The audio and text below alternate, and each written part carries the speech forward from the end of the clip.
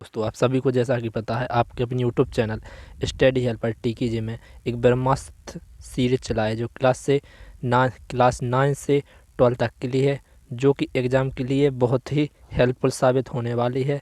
2000 कब के लिए 2022-23 के लिए, कब के लिए 2022-23 के लिए एक सीरीज 9 से 12 तक के बच्चों के लिए बहुत ही हेल्पफुल होने वाली है।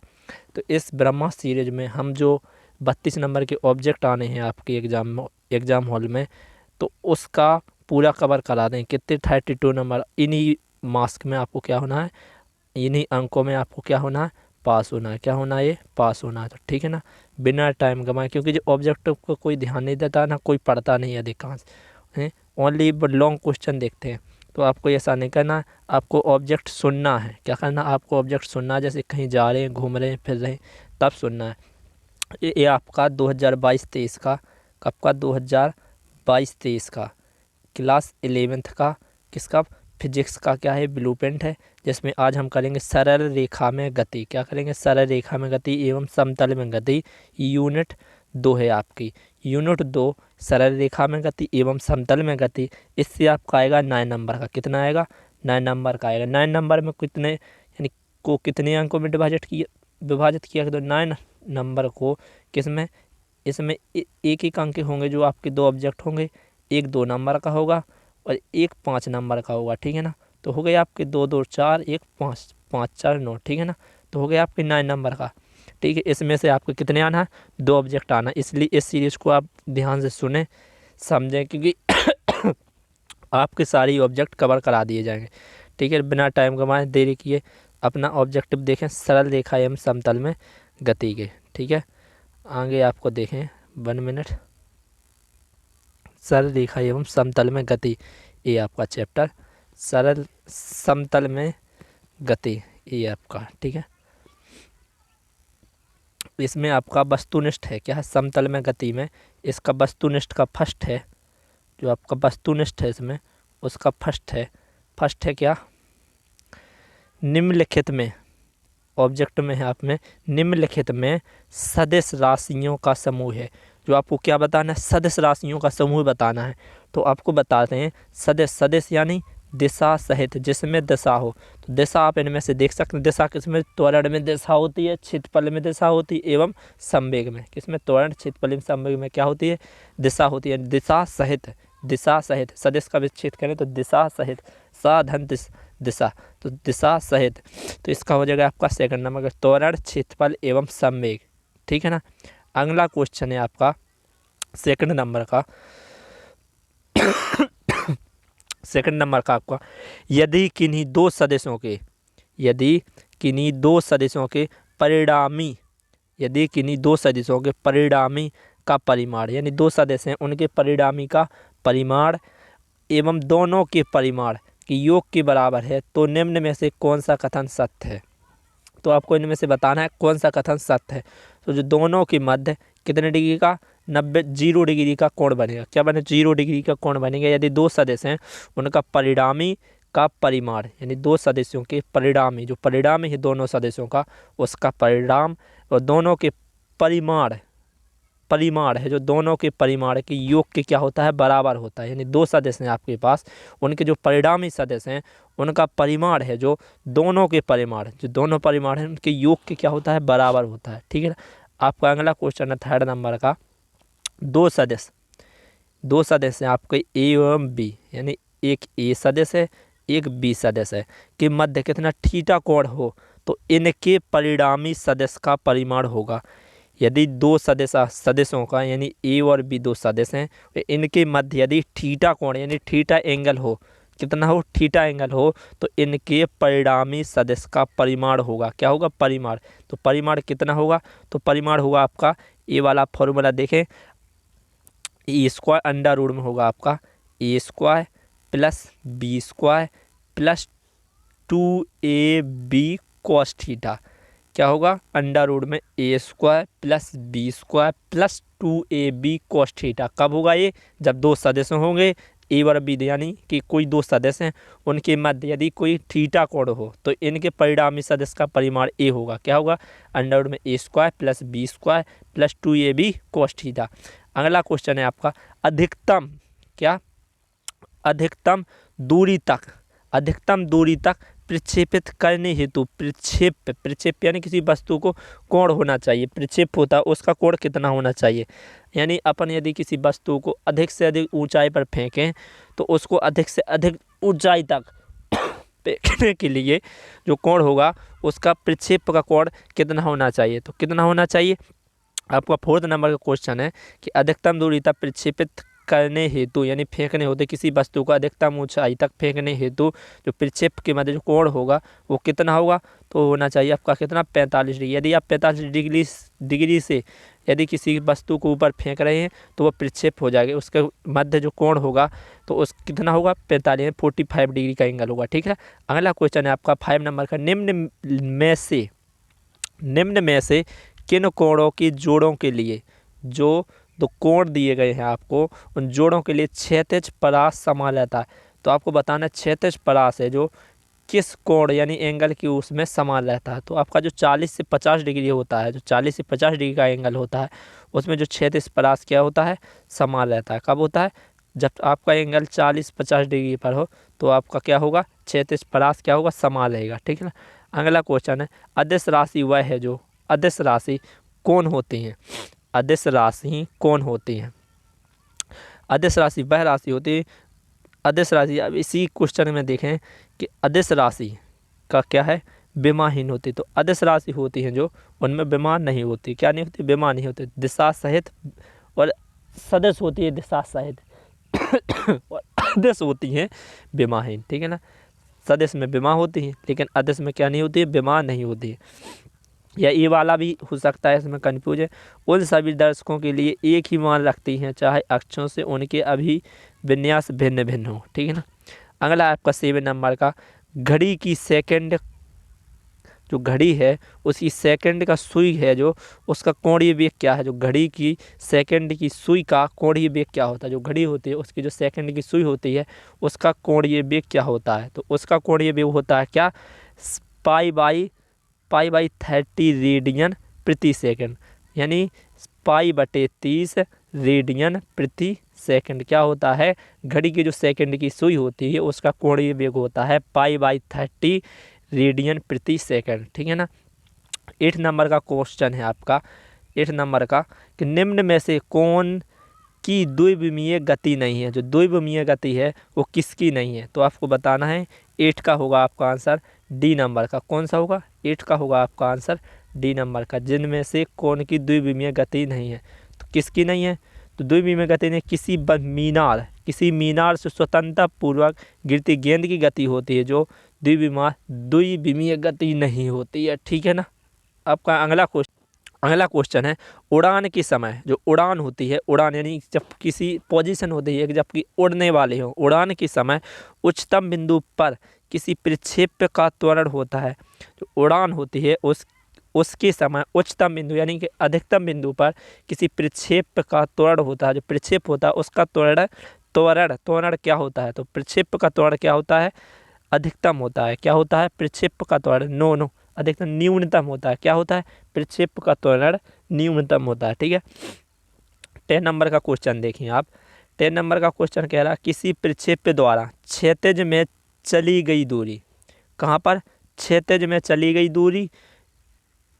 किसी प्रक्षेप्य द्वारा क्षैतिज में चली गई दूरी और उसकी अधिकतम ऊंचाई की 4 गुनी है तो प्रक्षेपण कोण का मान होगा। यदि किसी प्रक्षेप्य द्वारा क्षैतिज में चली गई दूरी उसकी अधिकतम ऊंचाई की क्षैतिज में चली गई दूरी क्या है?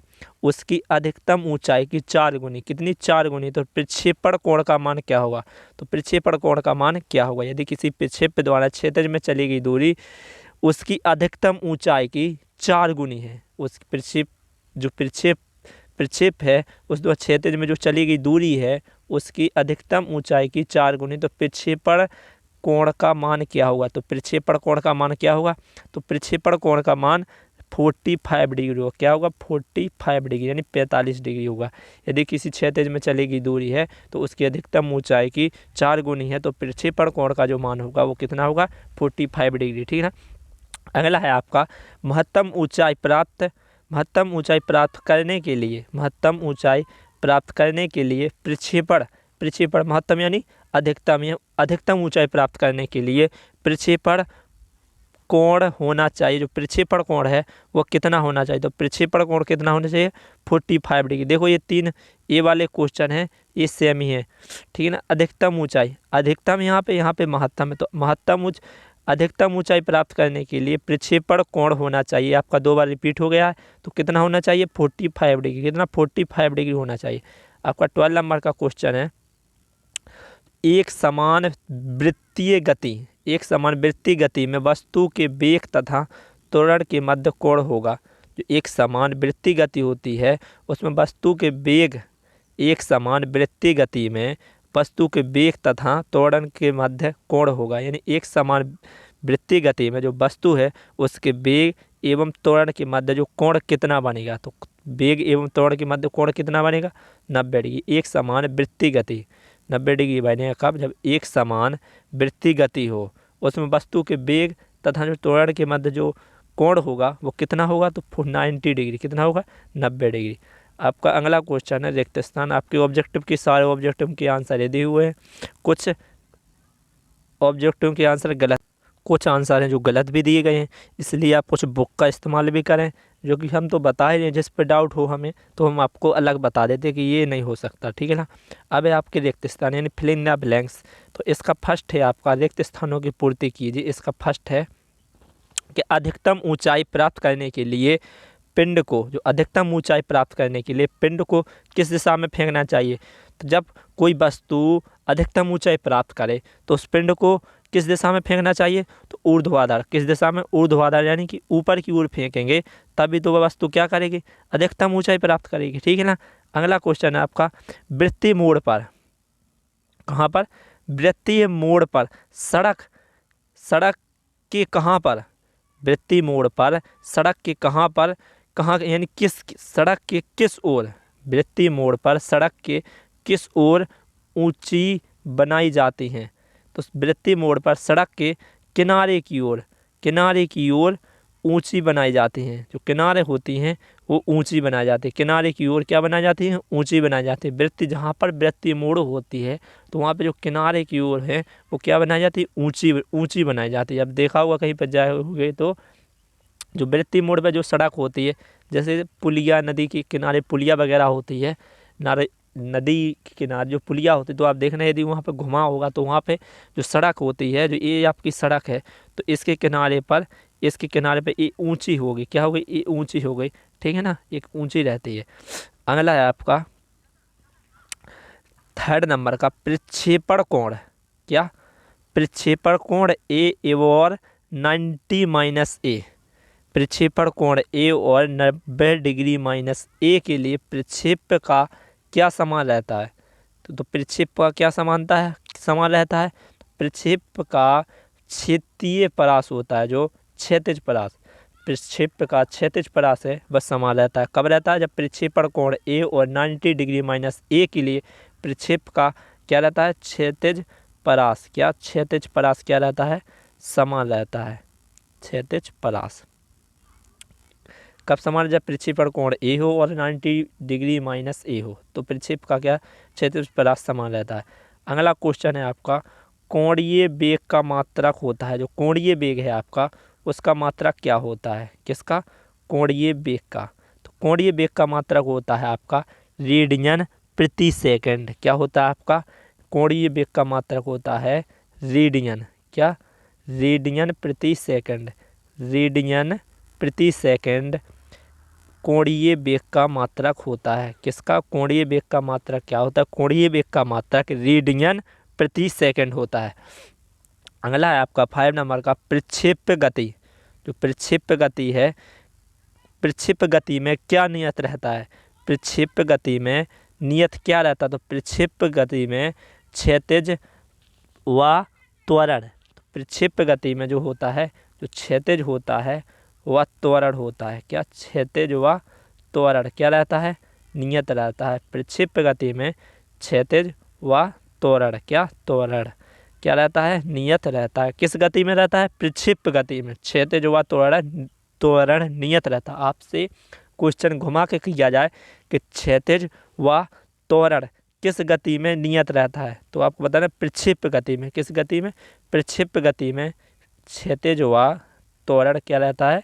नियत रहता है। क्या रहता है? नियत रहता है। ठीक है ना। अगला क्वेश्चन है आपका 6 नंबर का। महत्तम ऊंचाई प्राप्त करने के लिए, कितनी महत्तम यानी कि अधिकतम ऊंचाई प्राप्त करने के लिए प्रक्षेप्य कोण होना चाहिए? तो ये बोल रहा है 90 डिग्री। कितना होना चाहिए? महत्तम अधिकतम ऊंचाई प्राप्त करने के लिए प्रक्षेप्य कोण कितना होना चाहिए? 90 डिग्री। और एक यहाँ पर बोल रहा था ऑब्जेक्ट में कि ये है महत्तम ऊंचाई प्राप्त करने के लिए प्रक्षेपण कोण होना चाहिए 90 डिग्री। ये 45 डिग्री है जो, ये क्या है? गलत है। 45 डिग्री वाला ये गलत है, 90 डिग्री वाला सही है। ठीक है। अगला देखें आप। अगला है आपका रिक्त स्थान हो गए और सही विकल्प हो गए। अब आपका है एक वाक्य में उत्तर। कैसे? एक वाक्य में उत्तर। शून्य सदिश किसे कहते हैं? अदिश की जगह पर है क्या? सदिश है। ये मिसप्रिंट टाइप हो गया होगा कि शून्य सदिश किसे कहते हैं? क्या? शून्य सदिश किसे कहते हैं? ये आपका फर्स्ट क्वेश्चन है एक वाक्य का। ठीक है, तो देखते हैं शून्य सदिश किसे कहते हैं। तो आपका ये है कि शून्य सदिश किसे कहते हैं। तो शून्य सदिश वह सदिश, कौन सा सदिश? वह सदिश जिसका परिमाण क्या? परिमाण शून्य हो। क्या? क्या शून्य हो? तो परिमाण क्या शून्य हो? जो परिमाण होता है, जिस सदिश का परिमाण शून्य होता है वो क्या कहलाता है? शून्य सदिश कहलाता है। क्या शून्य होता है? परिमाण। परिमाण क्या होता है? शून्य होता है। वह क्या होता है? शून्य सदिश होता है। क्या होता है? शून्य सदिश होता है या शून्य सदिश कहलाता है। आपका सेकंड क्वेश्चन है। सेकंड क्वेश्चन देखें आप। सेकंड क्वेश्चन है आपका प्रक्षेप्य किसे कहते हैं? क्या? प्रक्षेप्य किसे कहते हैं? प्रक्षेप्य किसे कहते हैं आपका क्वेश्चन है। तो आप इसका आंसर देखें। यदि किसी पिंड को किसी प्रारंभिक वेग से किसी प्रारंभिक वेग से ऊर्ध्वाधर दिशा में भिन्न, यदि किसी पिंड को किसी प्रारंभिक वेग से ऊर्ध्वाधर दिशा में भिन्न किसी अन्य दिशा में फेंका जाता है। माना कि आपके पास कोई पिंड है, उसे आपको कहाँ पर फेंकना है? किसी प्रारंभिक वेग से आप फेंक रहे हैं। कहाँ फेंक रहे हैं? ऊर्ध्वाधर दिशा में फेंक रहे। तो ऊर्ध्वाधर दिशा से किसी भिन्न, तो ऊर्ध्वाधर दिशा में तो फेंक रहे, लेकिन किसी ऊर्ध्वाधर दिशा में कहीं भिन्न किसी अन्य दिशा में फेंका जाता है तो फेंके गए पिंड को प्रक्षेप्य कहते हैं। जो पिंड होता है, जो वस्तु होती है, वह क्या कहलाती है? प्रक्षेप्य कहलाती है। क्या कहलाती है? प्रक्षेप्य कहलाती है। ठीक है ना। आपका अगला क्वेश्चन है। अगला क्वेश्चन दे आप तो आपका अगला क्वेश्चन है किसी सदिश ए की दिशा में एकांक सदिश लिखिए। तो सदिश ए की दिशा में क्या बताना है? एकांक सदिश बताना है। तो सदिश ए की दिशा में एकांक सदिश ये है आपका। अब इसे नोट कर लेना। ठीक है। सदिश ए की दिशा में एकांक सदिश है आपका सदिश ए वेक्टर अपॉन परिमाण सदिश ए सदिश, जो क्या बोलते हैं सदिश ए का, जो सदिश ए बटे सदिश ए का परिमाण। क्या? सदिश ए बटे सदिश ए का परिमाण। और सदिश को आपको पता है कि सदिश के ऊपर क्या होती है? दिशा होती है। तो इसके लिए वेक्टर का चिन्ह अवश्य लगाएं। ठीक है ना। ये अभी के अंदर त्वरण का फॉर्मूला है, विलियम बाल गति है, कैरेटों की गोली गति है। ये वाले आप इन्हें याद करें। ठीक है। यदि कुछ प्रॉब्लम हो तो आप हमें कमेंट करके बताएं, हम आपको उसको ज़रूर सॉल्व करेंगे। यदि आपको सीरीज अच्छी लगे तो please like share and subscribe ज़रूर करें, क्योंकि आपके सपोर्ट से ही हमारा मनोबल बढ़ता है। ठीक है। आपका 4th नंबर का क्वेश्चन है कोणीय वेग। कोणीय वेग किसे कहते हैं? इसका सूत्र लिखिए। क्या लिखना है? सूत्र। तो वृत्तीय गति में समय के साथ, किसके साथ? वृत्तीय गति में समय के साथ कोणीय विस्थापन की दर को, तो वृत्तीय गति में समय के साथ कोणीय विस्थापन की दर को कोणीय वेग कहते हैं। किसकी दर को कहते हैं? विस्थापन की दर को। कब? वृत्तीय गति में समय के साथ। वृत्तीय गति होती है, वृत्तीय गति यानी कि गोलाकार गति, इस गति में समय के साथ, जो समय के साथ क्या हो, कोणीय विस्थापन, जो कोणीय विस्थापन हो उसकी दर को कोणीय वेग कहते हैं। कोणीय विस्थापन है जो, उसकी दर को क्या कहते हैं? कोणीय वेग कहते हैं। वृत्तीय गति में समय के साथ कोणीय विस्थापन की दर को कोणीय वेग कहते हैं। एक बार और फिर से सुने, वृत्तीय गति में, किस गति में? तो वृत्तीय गति में समय के साथ कोणीय विस्थापन की दर को कोणीय वेग कहते हैं। किसे कहते हैं? वृत्तीय गति में समय के साथ कोणीय वेग, नहीं, वृत्तीय गति में समय के साथ कोणीय विस्थापन की दर को, किसे? कोणीय विस्थापन की दर को कोणीय वेग कहते हैं। क्या है? फिर से, वृत्तीय गति में समय के साथ कोणीय विस्थापन की दर को कोणीय वेग कहते हैं। ठीक है ना। इस अक्षर को ओमेगा यानी उल्टा W, उल्टे W के द्वारा दर्शाते हैं। ठीक है ना। आप इसे जरूर याद रखना, ये बहुत जगह प्रयोग में लाया जाता है। ये हो गया आपका कोणीय वेग। वृत्तीय गति में समय के साथ कोणीय विस्थापन की दर को कोणीय वेग कहते हैं। ठीक है ना। अगला आपका वृत्तीय गति के लिए आवर्तकाल और आवृत्ति की परिभाषा एवं सूत्र लिखिए। तो ये आपके आवर्तकाल का है और ये आपकी आवृत्ति का। ठीक है। यदि आपको PDF चाहिए तो वीडियो के डिस्क्रिप्शन में टेलीग्राम ग्रुप की लिंक दी गई है, तो आप इसे यहाँ से जाकर इसे डाउनलोड कर सकते हैं। ठीक है ना। अगला है, देखें आप XYZ के अनुदेश एकांक सदिश की परिभाषा। एकांक सदिश एक अक्षों, जो अक्ष होते हैं XYZ, ये अक्ष कौन कौन से? एक X अक्ष, एक Y अक्ष, एक Z अक्ष। इसके अनुदेश एकांक सदिश, क्या? एकांक सदिश लिखिए। तो ये आपका एग्जाम में हम आता है, ये इम्पोर्टेंट है, इसे ज़रूर याद रखना। ठीक है ना। इसे करके भी देख लेना एक बार। क्षैतिज परास की डेफिनेशन है, ये वाले सारे इम्पोर्टेंट क्वेश्चन है, आप जरूर याद रखें क्षैतिज परास के। ठीक है ना। वृत्तीय गति किसे कहते हैं? एक समय वृत्तीय गति अभिकेंद्रीय त्वरण, ये अभिकेंद्रीय त्वरण का भी इम्पोर्टेंट है, इसे भी याद रखना। ठीक है ना। यदि सीरीज अच्छी लगे तो प्लीज़ लाइक शेयर सब्सक्राइब जरूर करें। आपके अपने यूट्यूब चैनल का नाम स्टडी हेल्पर TK जी। वीडियो देखने के धन्यवाद। यदि अच्छा लगे तो प्लीज़ दोस्तों को भी शेयर करें, क्योंकि यदि उन्हें कुछ इम्पोर्टेंट मटेरियल मिलेगा तो आपको तभी सेंड करेंगे या शेयर करेंगे जब आप उन्हें कुछ दो। तो हर दुनिया में हर किसी को कुछ ना कुछ देना पड़ता है, तो आप उन्हें देंगे तो वो भी आपको देंगे। ठीक है ना। अब बढ़ते हैं। जय हिंद, जय भारत। ध्यान रखें अपना। Take care, bye bye.